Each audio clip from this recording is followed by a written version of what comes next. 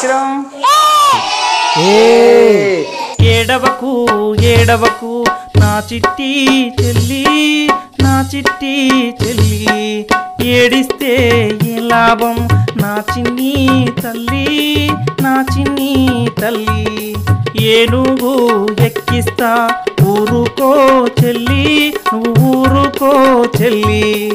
ఏమిటి నీ కష్టం చెప్పవే తల్లి నువ్వు చెప్పవే తల్లి మరి ఏడిస్తే ఏం లాభం చెప్పురు ఏడో దూరం అవునా ఏడవకు కొంతమంది ఊరికి ఏడుస్తూ ఉంటారు మనం కూడా ఎవరైనా చిన్నపిల్లలు ఏడుస్తారు ఏం చేస్తాం ఏడోకు నన్ను అని అంటాం కదా ఏడిస్తే అని కూడా గురించి ఏ అనే సౌండ్ వస్తుంది కదా ఇది కూడా ఏంది ఏ అంటే ఏంది ఏనుగు ఎక్కిస్తానన్నా ఎందుకు ఊరికి ఏడుస్తుంది అనుకో నాన్న ఏనుగు వస్తుంది ఏనుగు ఎక్కిస్తా ఊరుకో చెల్లి అలా చెల్లి నువ్వు అలా అన్న ఊకొచ్చుతుండ అన్ని ఏడవకు నా చిట్టి చెల్లి అని ఏడుస్తే ఏం లాభం నాన్న ఊకో ఏనుగు ఎక్కిస్తా నేను అనగానే ఏనుగు బిగ్గెస్ట్ ల్యాండ్ ఎనిమల్ పెద్ద ఏనుగుని ఎక్కిస్తా నీకు అనగానే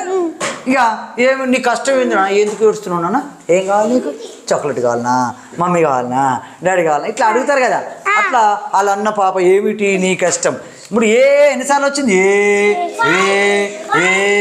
ఏం లాభం అని వచ్చింది ఓకే 6 వచ్చినాయి ఇక్కడ కూడా కార్డ్స్ ఉన్నాయా మరి కార్డ్స్ లో ఏ ఉందా ఇక్కడ చింతగింజలలో ఏ ఉందా వెరీ గుడ్ దొరికింది ఇలా విద్యార్థి ఇందులో ఏ ఉందా ఎక్కడ ఉంది ఓకే వెరీ గుడ్ ఏ ఉంది ఏనుగు ఇక్కడ అనే ఇక్కడ ఉందా ఇగో ఇందులో ఉందా చూడు పెద్ద ఏనుగు ఉంది ఏనుగు